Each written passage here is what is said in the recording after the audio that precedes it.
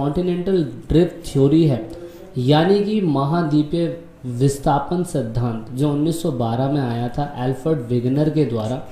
उन्होंने ये बताया कि हाँ, सही मायने में सारा जो कॉन्टिनेंट था ना, मतलब जो आज आप देख रहे हैं, जो आप लैंड मास देख रहे हैं, वो सारा का सारा कॉन्टिनेंट सही मायने में पूरी तरीके से एक था और साथ में इसके चारों तरफ पानी ही पानी था।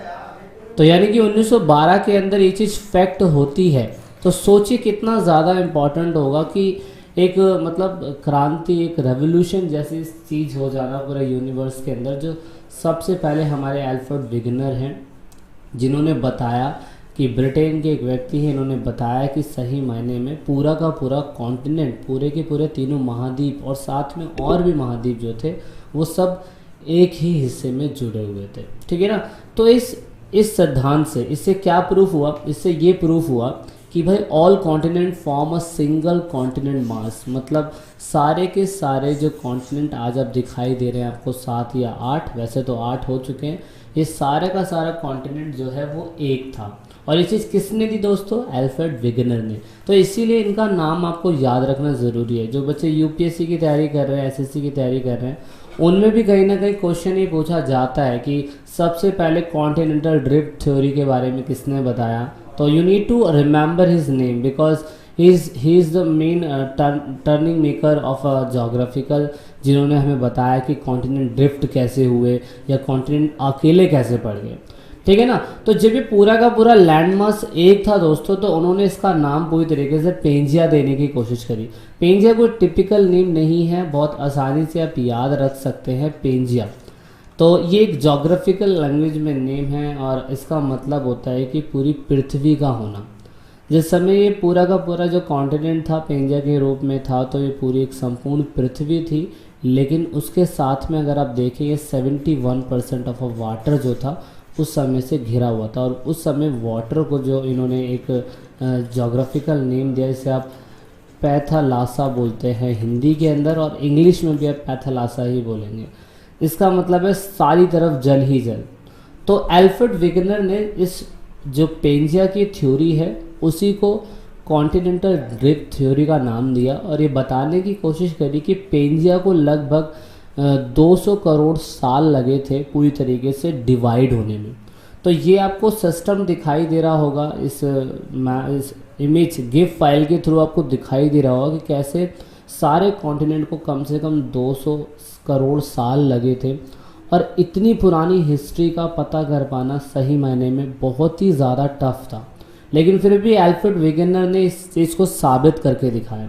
उन्होंने बताया कि जब पेंजिया के 2 हिस्से हो रहे थे, जैसा कि आपको इस इमेज में दिखाई दे रहा है, तो उन्होंने बताने की कोशिश करी कि जब पहले कॉन्टिनेंट था तो कुछ इस तरीके का था, यानी कि पहले वो पेंजिया था, और बाद में जब सारे कॉन्टिनेंट बने तो कुछ इस तरीके से बने। लेकिन इससे भी पहले जो कॉन्टिनेंट थे वो कुछ ऐसे बन रहे थे। अगर मैं बात करूँ कि पूरा का पूरा पेंजिया था, तो पेंजिया के 2 हिस्से हो गए, एक लोरेशिया बना और एक गोंडवाना बना।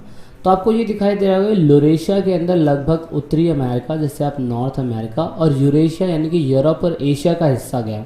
तो ये नॉर्थ अमेरिका का हिस्सा है और यहाँ पे यूरोप और एशिया के कुछ हिस्से यहाँ पे बने हुए हैं। साथ में जब गोंडवाना बना, तो गोंडवाना लैंड के अंदर आप देखेंगे कि यहाँ पे साउथ अमेरिका है, अफ्रीका है और कुछ इंडियन पेनिसुलर है। इंडियन पेनिसुलर में आपको ये हिस्सा दिखाई देगा जो इंडियन पेनिसुलर कुछ वहाँ पे जाके टकरा गया था, और बाद में यहाँ पे ऑस्ट्रेलिया और अंटार्कटिका है। तो इस तरीके से एल्फ्रेड वेगनर ने बताने की कोशिश करी कि पेंजिया के 2 हिस्से हुए और साथ में यूरेशिया, और आप देखेंगे यहाँ पे लोरेशिया, और साथ में गोंडवाना लैंड, इन 2 चीज़ों की शुरुआत होती है। पूरे महाद्वीप जो थे पहले इन 2 हिस्सों में बटे थे। तो ये सब का प्रमाण इनको कैसे पता चला? तो बहुत से 1912 में जब इनकी कॉन्टिनेंटल ड्रिफ्ट थ्योरी आई, तो उसके बाद बहुत सारे एविडेंस सामने आने चालू हुए। ये एविडेंस ये बताने की कोशिश करते हैं कि अगर सही मायने में महाद्वीप जो थे, जो कॉन्टिनेंटल थे, अगर वो ड्रिफ्ट हो रहे हैं, वो अलग हो रहे हैं, तो उसके कारण क्या क्या हो सकते हैं। मतलब उसके सपोर्ट में सारे इस एविडेंस को पेश किया गया। और सबसे पहला एविडेंस जो पेश हुआ था 1964 में, जो आप देखेंगे बुलरॉड के द्वारा पेश हुआ था। बिलरॉड एक ऐसे व्यक्ति है जिन्होंने कंप्यूटर की मदद से, कंप्यूटर प्रोग्राम की मदद से ये बताने की कोशिश करी कि south America, Africa, Arabia, Indian peninsula, Antarctica, Australia, ये सारे के सारे कॉन्टिनेंट एक थे। क्योंकि इस टाइम तक कंप्यूटर की क्रांति आ चुकी थी और उन्होंने कंप्यूटर की प्रोग्रामिंग की सहायता से एक बहुत टर्निंग पॉइंट लेके आए। वो उन्होंने बताने की कोशिश करी कि कंप्यूटर प्रोग्रामिंग से ये देखा गया कि सही मायने में ये पूरे के पूरे कॉन्टिनेंट एक थे। तो पहला एक ऐसा फेवर आया अल्फ्रेड विगनर के जो कॉन्टिनेंटल ड्रिफ्ट थ्योरी थी उसके फेवर में। जो उसके फेवर में चीज़ आई तो सही मायने में प्रूफ हुआ कि आज से 200 करोड़ साल पहले ये कॉन्टिनेंट सारे एक ही लैंड मास के अंदर थे।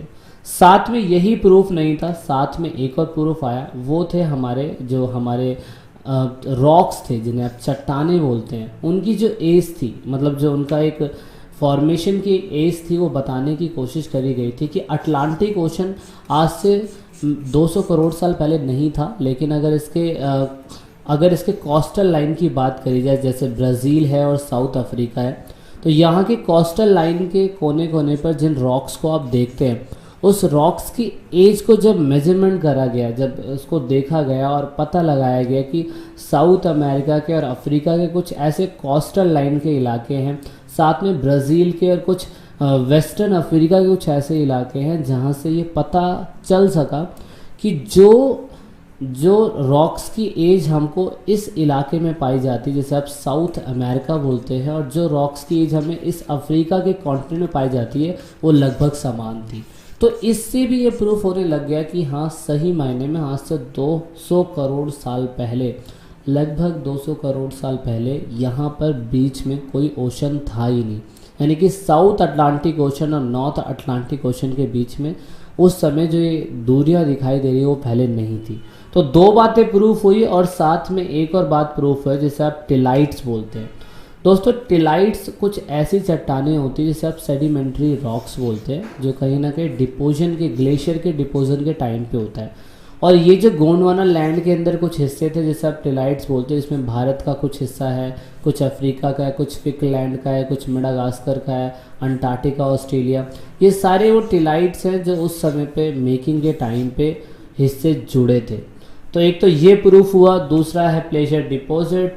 एक और चीज़ मतलब ये बताया गया कि जब ब्राज़ील का या साउथ अमेरिका का हिस्सा अगर इनके साथ था तो कुछ ऐसी चीज़ें मिलती है जो ब्राज़ील के इस हिस्से पे मिलती है और कुछ ऐसा है जो हमारे अफ्रीका के इस कॉन्टिनेंट में मिलती है। तो उसका एक एग्जांपल दिया हुआ है, गोल्ड सोर्स का। मतलब कुछ सोने के जिससे सोना बनता है, जैसे चीज़ सोने की क्रिएशन होती है, तो बताया गया कि कुछ ब्राज़ीलियन प्लेटू है जैसे कि यहाँ पे दिख रहा है, और कुछ बताया गया कि घाना के कोस्टल लाइन पे अंदर सेम वही डिपॉजिट मिलते हैं, जिसे प्लेजर डिपॉजिट बोलते हैं। इंग्लिश में भी ऐसे प्लेजर डिपॉजिट ही बोला जाता है। इसका मतलब ये कि कुछ ऐसे सोर्स जो यहाँ मिल रहे हैं और कुछ ऐसे सोर्स जो यहाँ मिल रहे हैं, इन दोनों से ये भी अंदाज़ा लगाया गया कि सही मायने में ये दोनों कॉन्टिनेंट एक हुआ होते होंगे, इसलिए दोनों के प्लेजर डिपॉजिट लगभग सेम है, जबकि ये कितने ज़्यादा किलोमीटर की दूरी पे है ना। तो लेकिन अब सिंपल सी बात है, साइंटिस्ट इन चीज़ों को क्लेरिफाई करके बता रहे, तो ये सारे एविडेंस प्रूफ होते हैं कि ये सारे कॉन्टिनेंट एक थे।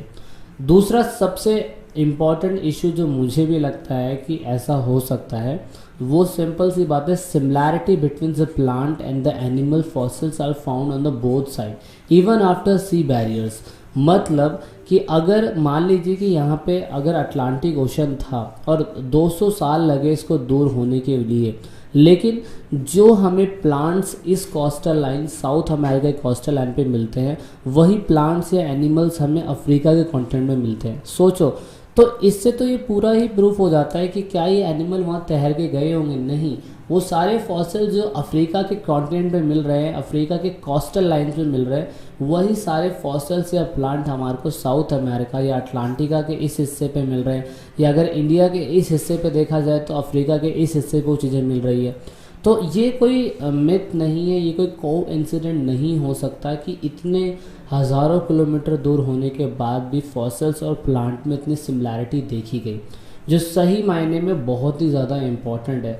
आप ये देखेंगे कि इनके समुद्र के किलोमीटर की दोहराई लगभग 4-4 हज़ार किलोमीटर की दूरी है, लेकिन फिर भी आज भी प्लांट्स और एनिमल्स में इतनी सिमिलैरिटी देखेंगे।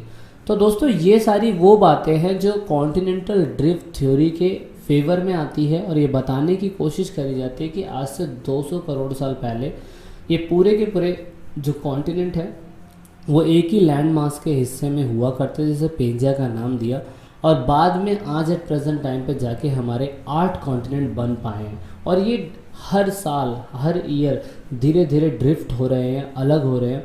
तो यही थ्योरी नहीं है, और भी थ्योरी हम जान